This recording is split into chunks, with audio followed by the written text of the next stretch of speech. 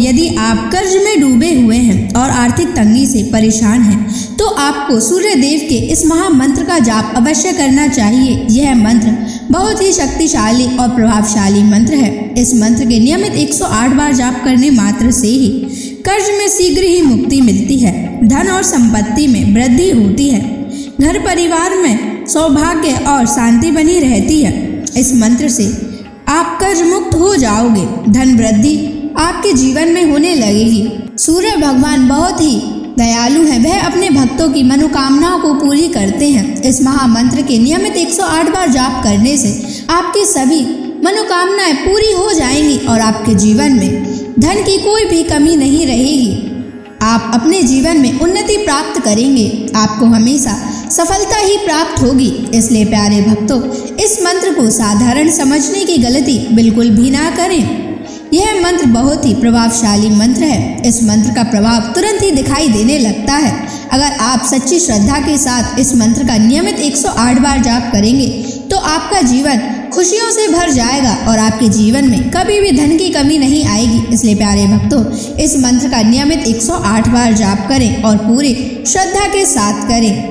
अगर आप सूर्य देव का आशीर्वाद प्राप्त करना चाहते हैं तो इस वीडियो को लाइक और चैनल को सब्सक्राइब जरूर कर दीजिए और कमेंट बॉक्स में जय सूर्य देव अवश्य लिख दीजिए। तो चलिए भक्तों, मंत्र का जाप करना प्रारंभ करते हैं।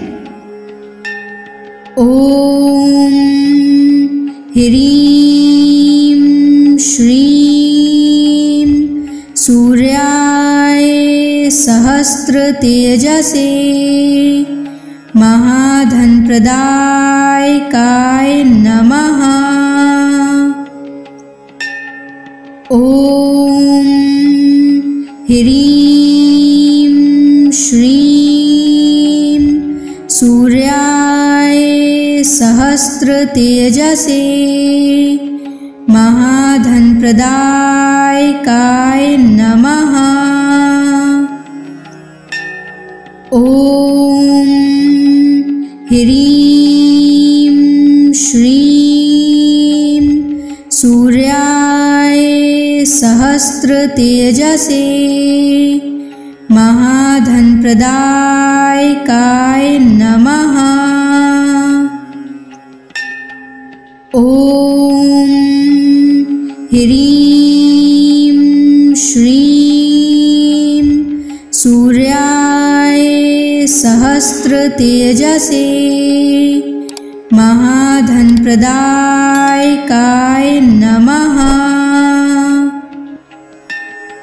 ओम ह्रीं श्रीं सूर्याय सहस्त्र तेजसे महाधनप्रदायकाय नमः।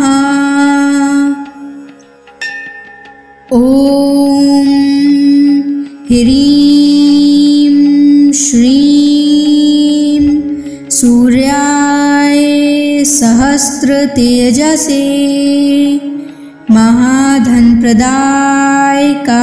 नमः। ओम ह्रीं श्रीं सूर्याय सहस्त्र तेजसे महाधनप्रदायकाय नमः। ओम ह्रीं श्रीं सूर्याय सहस्त्र तेजसे महाधनप्रदायकाय नमः। ओम ह्रीं श्रीं सूर्याय सहस्त्र तेजसे महाधनप्रदायकाय नमः।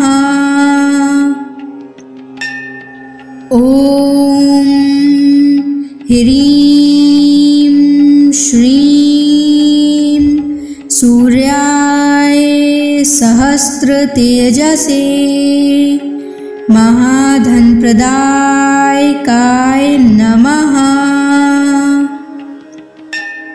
ॐ ह्रीं श्रीं सूर्याय सहस्रतेजसे महाधनप्रदायकाय नमः। ॐ ह्रीं श्रीं सूर्याय सहस्रतेजसे महाधनप्रदायकाय नमः। ॐ ह्रीं श्रीं सूर्याय सहस्रतेजसे महाधनप्रदायकाय नमः। ॐ ह्रीं श्रीं सूर्याय सहस्रतेजसे महाधनप्रदायकाय नमः। ॐ ह्रीं श्रीं सूर्याय सहस्रतेजसे महाधनप्रदायकाय नमः। ॐ ह्रीं श्रीं सूर्याय सहस्रतेजसे महाधनप्रदायकाय नमः। ॐ ह्रीं श्रीं सूर्याय सहस्रतेजसे महाधनप्रदायकाय नमः। ॐ ह्रीं श्रीं सूर्याय सहस्रतेजसे महाधनप्रदायकाय नमः। ॐ ह्रीं श्रीं सूर्याय सहस्रतेजसे महाधनप्रदायकाय नमः। ॐ ह्रीं श्रीं सूर्याय सहस्रतेजसे महाधनप्रदायकाय नमः। ॐ ह्रीं श्रीं सूर्याय सहस्रतेजसे महाधनप्रदायकाय नमः। ॐ ह्रीं श्रीं सूर्याय सहस्रतेजसे महाधनप्रदायकाय नमः।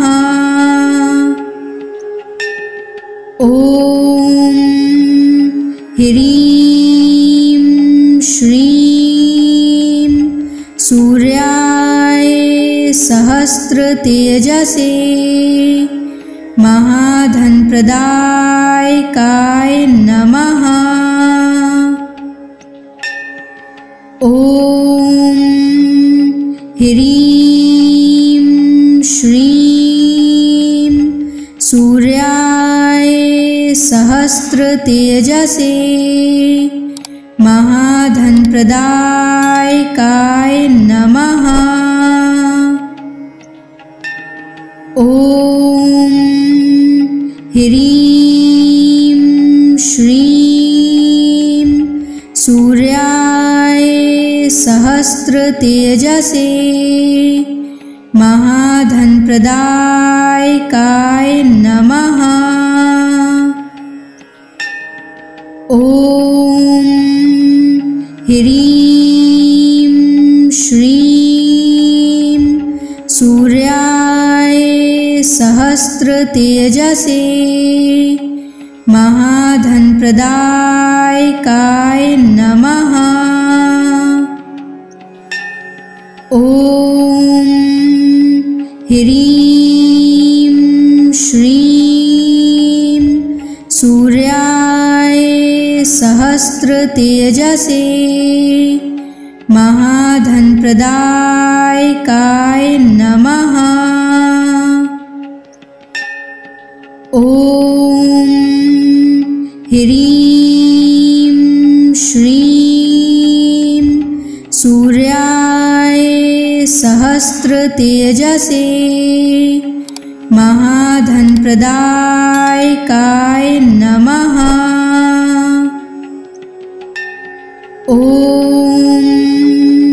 ह्रीं श्रीं सूर्याय सहस्रतेजसे महाधनप्रदायकाय नमः। ॐ ह्रीं श्रीं सूर्याय सहस्रतेजसे महाधनप्रदायकाय नमः। ॐ ह्रीं श्रीं सूर्याय सहस्रतेजसे महाधनप्रदायकाय नमः। ॐ ह्रीं श्रीं सूर्याय सहस्रतेजसे महाधनप्रदायकाय नमः। ॐ ह्रीं श्रीं सूर्याय सहस्रतेजसे महाधनप्रदायकाय नमः। ॐ ह्रीं श्रीं सूर्याय सहस्रतेजसे महाधनप्रदायकाय नमः। ॐ ह्रीं श्रीं सूर्याय सहस्रतेजसे महाधनप्रदायकाय नमः। ॐ ह्रीं श्रीं सूर्याय सहस्रतेजसे महाधनप्रदायकाय नमः। ॐ ह्रीं श्रीं सूर्याय सहस्रतेजसे महाधनप्रदायकाय नमः। ॐ ह्रीं श्रीं सूर्याय सहस्रतेजसे महाधनप्रदायकाय नमः। ॐ ह्रीं श्रीं सूर्याय सहस्रतेजसे महाधनप्रदायकाय नमः। ॐ ह्रीं श्रीं सूर्याय सहस्रतेजसे महाधनप्रदायकाय नमः। ॐ ह्रीं श्रीं सूर्याय सहस्रतेजसे महाधनप्रदायकाय नमः। ॐ ह्रीं श्रीं सूर्याय सहस्रतेजसे महाधनप्रदायकाय नमः। ॐ ह्रीं श्रीं सूर्याय सहस्रतेजसे महाधनप्रदायकाय नमः। ॐ ह्रीं श्रीं सूर्याय सहस्रतेजसे महाधनप्रदायकाय नमः। ॐ ह्रीं श्रीं सूर्याय सहस्रतेजसे महाधनप्रदायकाय नमः। ॐ ह्रीं श्रीं सूर्याय सहस्रतेजसे महाधनप्रदायकाय नमः। ॐ ह्रीं श्रीं सूर्याय सहस्रतेजसे महाधनप्रदायकाय नमः। ॐ ह्रीं श्रीं सूर्याय सहस्रतेजसे महाधनप्रदायकाय नमः। ॐ ह्रीं श्रीं सूर्याय सहस्रतेजसे महाधनप्रदायकाय नमः। ॐ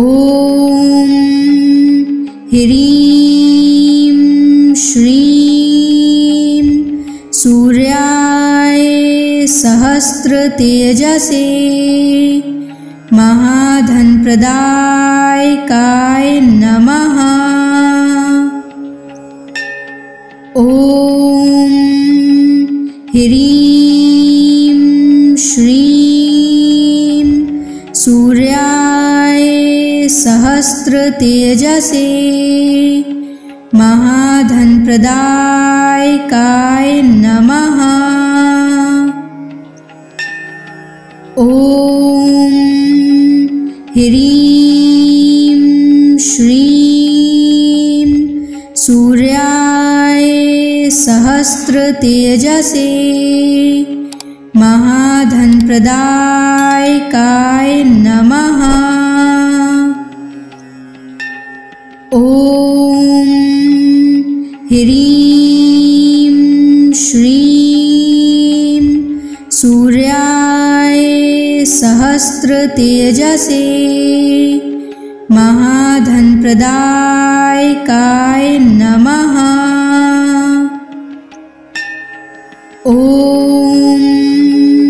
ह्रीं श्रीं सूर्याय सहस्रतेजसे महाधनप्रदायकाय नमः। ॐ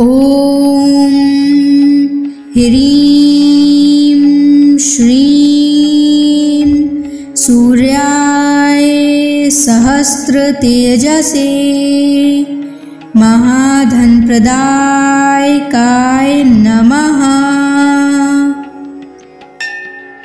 ॐ ह्रीं श्रीं सूर्याय सहस्रतेजसे महाधनप्रदायकाय नमः। ॐ ह्रीं श्रीं सूर्याय सहस्रतेजसे महाधनप्रदायकाय नमः। ॐ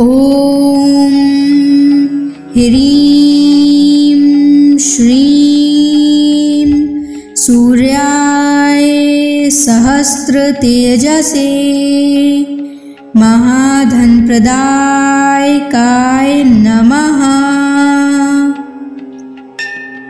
ॐ ह्रीं श्रीं सूर्याय सहस्रतेजसे महाधनप्रदायकाय नमः। ॐ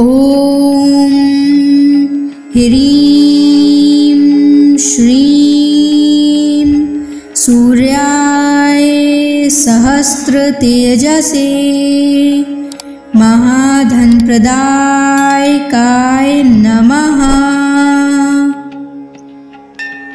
ॐ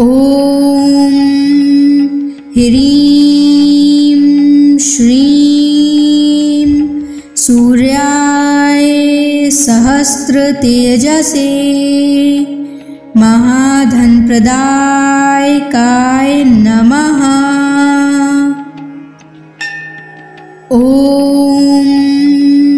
ह्रीं श्रीं सूर्याय सहस्रतेजसे महाधनप्रदायकाय नमः।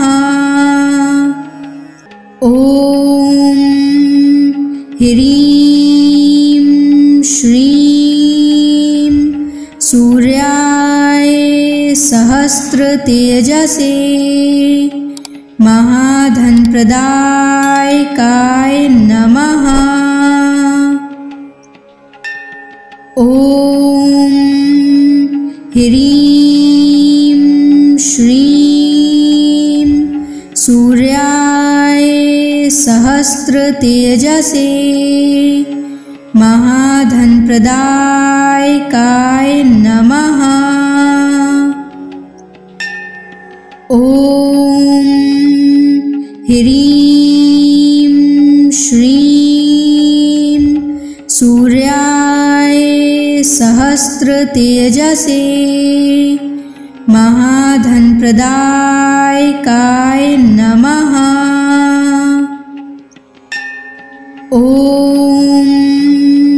ह्रीं श्रीं सूर्याय सहस्रतेजसे महाधनप्रदायकाय नमः। ॐ ह्रीं श्रीं सूर्याय सहस्रतेजसे महाधनप्रदायकाय नमः। ॐ ह्रीं श्रीं सूर्याय सहस्रतेजसे महाधनप्रदायकाय नमः। ॐ ह्रीं श्रीं सूर्याय सहस्रतेजसे महाधनप्रदायकाय नमः। ॐ ह्रीं श्रीं सूर्याय सहस्रतेजसे महाधनप्रदायकाय नमः। ॐ ह्रीं श्रीं सूर्याय सहस्रतेजसे महाधनप्रदायकाय नमः। ॐ ह्रीं श्रीं सूर्याय सहस्रतेजसे महाधनप्रदायकाय नमः। ॐ ह्रीं श्रीं सूर्याय सहस्रतेजसे महाधनप्रदायकाय नमः। ॐ ह्रीं श्रीं सूर्याय सहस्रतेजसे महाधनप्रदायकाय नमः। ॐ ह्रीं श्रीं सूर्याय सहस्रतेजसे महाधनप्रदायकाय नमः। ॐ ह्रीं श्रीं सूर्याय सहस्रतेजसे महाधनप्रदायकाय नमः। ॐ ह्रीं श्रीं सूर्याय सहस्रतेजसे महाधनप्रदायकाय नमः। ॐ ह्रीं श्रीं सूर्याय सहस्रतेजसे महाधनप्रदायकाय नमः। ॐ ह्रीं श्रीं सूर्याय सहस्रतेजसे महाधनप्रदायकाय नमः। ॐ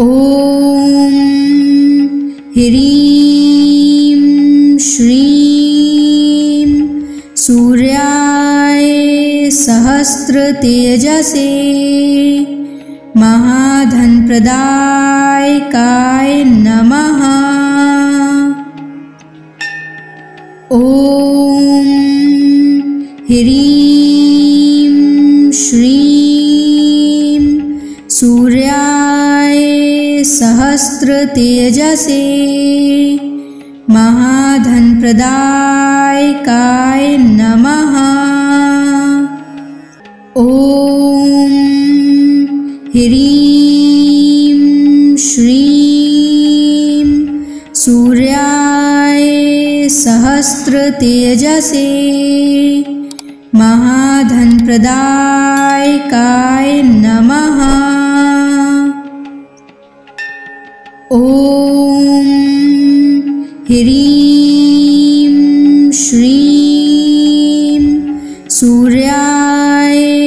सहस्रतेजसे महाधनप्रदायकाय नमः। ॐ ह्रीं श्रीं सूर्याय सहस्रतेजसे महाधनप्रदायकाय नमः। ॐ ह्रीं श्रीं सूर्याय सहस्रतेजसे महाधनप्रदायकाय नमः। ॐ ह्रीं श्रीं सूर्याय सहस्रतेजसे महाधनप्रदायकाय नमः। ॐ ह्रीं श्रीं सूर्याय सहस्रतेजसे महाधनप्रदायकाय नमः। ॐ ह्रीं श्रीं सूर्याय सहस्रतेजसे महाधनप्रदायकाय नमः। ॐ ह्रीं श्रीं सूर्याय सहस्रतेजसे महाधनप्रदायकाय नमः। ॐ ह्रीं श्रीं सूर्याय सहस्रतेजसे महाधनप्रदायकाय नमः। ॐ ह्रीं श्रीं सूर्याय सहस्रतेजसे महाधनप्रदायकाय नमः। ॐ ह्रीं श्रीं सूर्याय सहस्रतेजसे महाधनप्रदायकाय नमः। ॐ ह्रीं श्रीं सूर्याय सहस्रतेजसे महाधनप्रदायकाय नमः। ॐ ह्रीं श्रीं सूर्याय सहस्रतेजसे महाधनप्रदायकाय नमः। ॐ ह्रीं श्रीं सूर्याय सहस्रतेजसे महाधनप्रदायकाय नमः। ॐ ह्रीं श्रीं सूर्याय सहस्रतेजसे महाधनप्रदायकाय नमः। ॐ ह्रीं श्रीं सूर्याय सहस्रतेजसे महाधनप्रदायकाय नमः।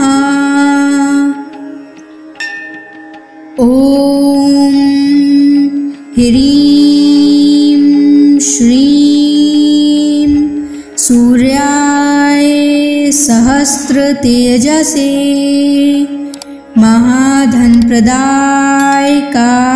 नमः। ॐ ह्रीं श्रीं सूर्याय सहस्रतेजसे महाधनप्रदायकाय नमः। ॐ ह्रीं श्रीं सूर्याय सहस्रतेजसे महाधनप्रदायकाय नमः। ॐ ह्रीं श्रीं सूर्याय सहस्रतेजसे महाधनप्रदायकाय नमः। ॐ ह्रीं श्रीं सूर्याय सहस्रतेजसे महाधनप्रदायकाय नमः। ॐ ह्रीं श्रीं सूर्याय सहस्रतेजसे महाधनप्रदायकाय नमः। ॐ ह्रीं श्रीं सूर्याय सहस्रतेजसे महाधनप्रदायकाय नमः। ॐ ह्रीं श्रीं सूर्याय सहस्रतेजसे महाधनप्रदायकाय नमः। ॐ ह्रीं श्रीं सूर्याय सहस्रतेजसे महाधनप्रदायकाय नमः। ॐ ह्रीं श्रीं सूर्याय सहस्रतेजसे महाधनप्रदायकाय नमः। ॐ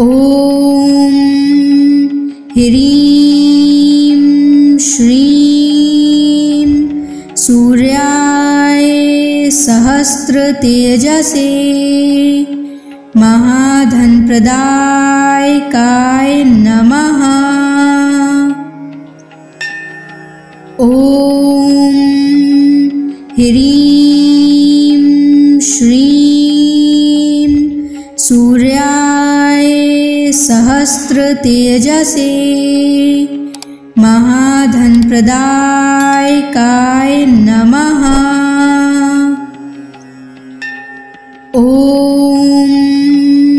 ह्रीं श्रीं सूर्याय सहस्रतेजसे महाधनप्रदायकाय नमः।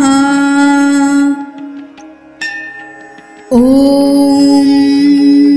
ह्रीं श्रीं सूर्याय सहस्रतेजसे महाधनप्रदायकाय नमः। ॐ ह्रीं श्रीं सूर्याय सहस्रतेजसे महाधनप्रदायकाय नमः। ॐ ह्रीं श्रीं सूर्याय सहस्रतेजसे महाधनप्रदायकाय नमः। ॐ ह्रीं श्रीं सूर्याय सहस्रतेजसे महाधनप्रदायकाय नमः। ॐ ह्रीं श्रीं सूर्याय सहस्रतेजसे महाधनप्रदायकाय नमः। ॐ ह्रीं श्रीं सूर्याय सहस्रतेजसे महाधनप्रदायकाय नमः। ॐ ह्रीं श्रीं सूर्याय सहस्रतेजसे महाधनप्रदायकाय नमः। ॐ ह्रीं श्रीं सूर्याय सहस्रतेजसे महाधनप्रदायकाय नमः। ॐ ह्रीं श्रीं सूर्याय सहस्रतेजसे महाधनप्रदायकाय नमः। ॐ ह्रीं श्रीं सूर्याय सहस्रतेजसे महाधनप्रदायकाय नमः। ॐ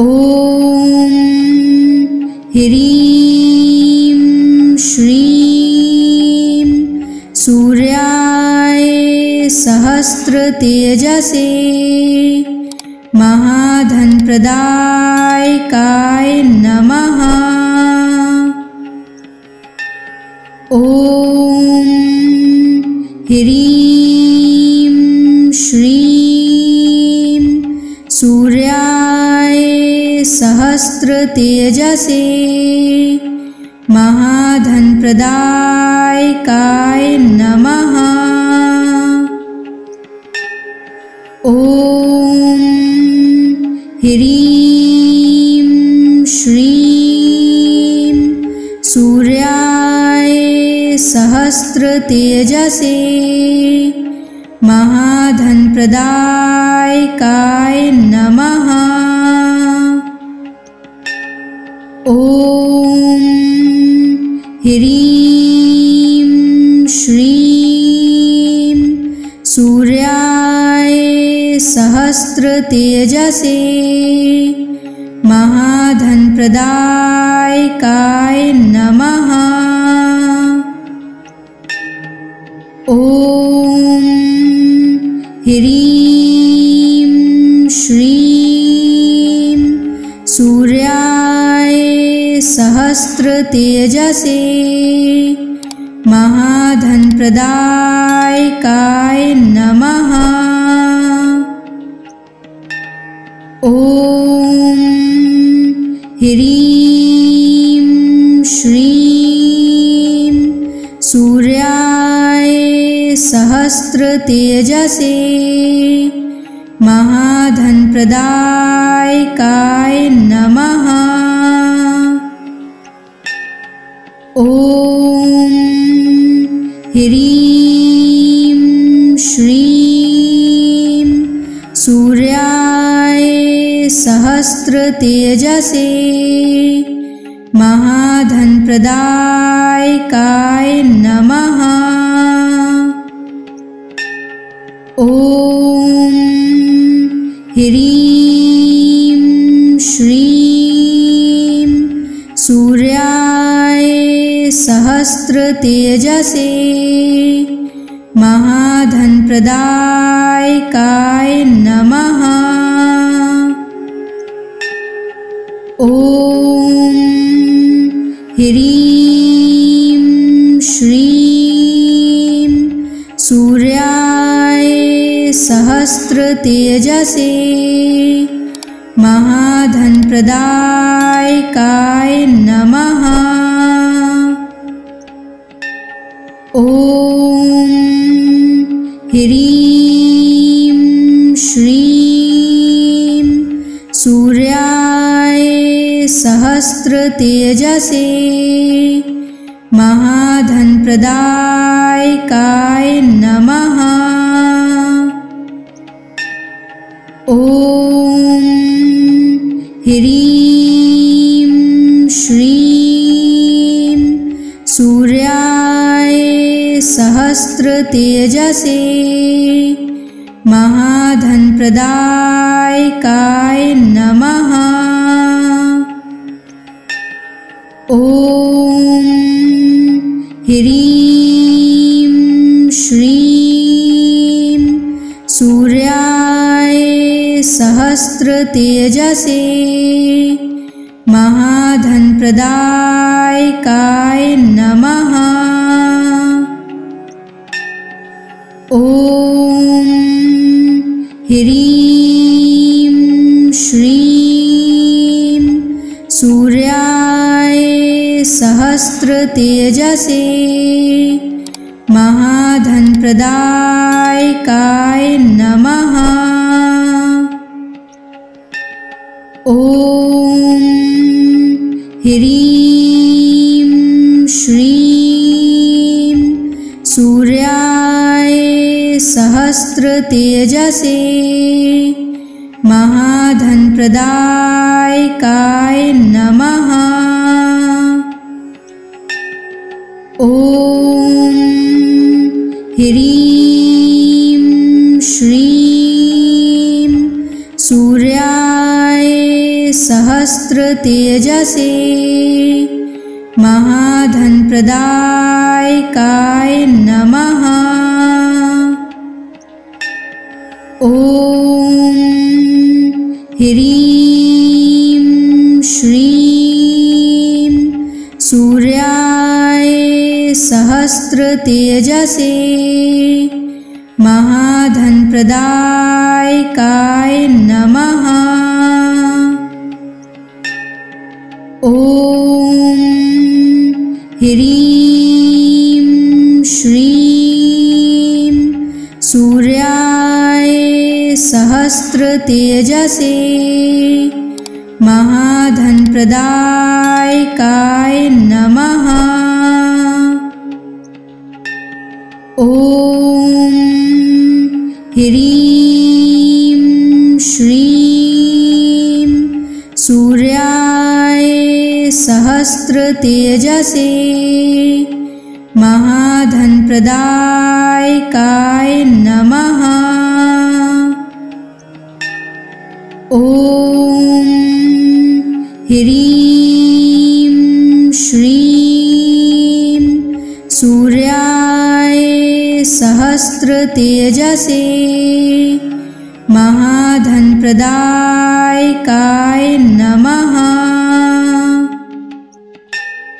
ॐ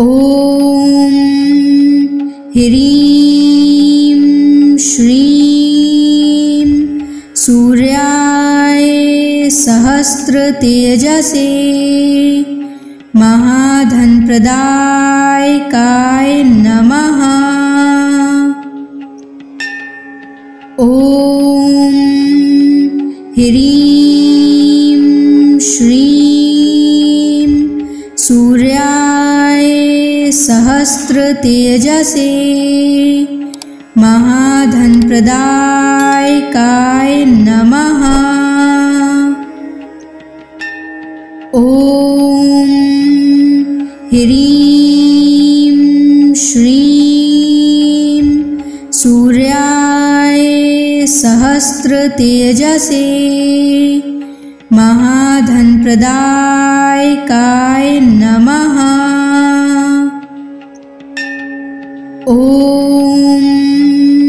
ह्रीं श्रीं सूर्याय सहस्रतेजसे महाधनप्रदायकाय नमः। ॐ ह्रीं श्रीं सूर्याय सहस्रतेजसे महाधनप्रदायकाय नमः। ॐ ह्रीं श्रीं सूर्याय सहस्रतेजसे महाधनप्रदायकाय नमः। ॐ ह्रीं श्रीं सूर्याय सहस्रतेजसे महाधनप्रदायकाय नमः। ॐ ह्रीं श्रीं सूर्याय सहस्रतेजसे महाधनप्रदायकाय नमः। ॐ ह्रीं श्रीं सूर्याय सहस्रतेजसे महाधनप्रदायकाय नमः। ॐ ह्रीं श्रीं सूर्याय सहस्रतेजसे महाधनप्रदायकाय नमः। ॐ ह्रीं श्रीं सूर्याय सहस्रतेजसे महाधनप्रदायकाय नमः। ॐ ह्रीं श्रीं सूर्याय सहस्रतेजसे महाधनप्रदायकाय नमः। ॐ ह्रीं श्रीं सूर्याय सहस्रतेजसे महाधनप्रदायकाय नमः। ॐ ह्रीं श्रीं सूर्याय सहस्रतेजसे महाधनप्रदायकाय नमः। ॐ ह्रीं श्रीं सूर्याय सहस्रतेजसे महाधनप्रदायकाय नमः। ॐ ह्रीं श्रीं सूर्याय सहस्रतेजसे महाधनप्रदायकाय नमः। ॐ ह्रीं श्रीं सूर्याय सहस्रतेजसे महाधनप्रदायकाय नमः। ॐ ह्रीं श्रीं सूर्याय सहस्रतेजसे महाधनप्रदायकाय नमः। ॐ ह्रीं श्रीं सूर्याय सहस्रतेजसे महाधनप्रदायकाय नमः। ॐ ह्रीं श्रीं सूर्याय सहस्रतेजसे महाधनप्रदायकाय नमः। ॐ ह्रीं श्रीं सूर्याय सहस्रतेजसे महाधनप्रदायकाय नमः। ॐ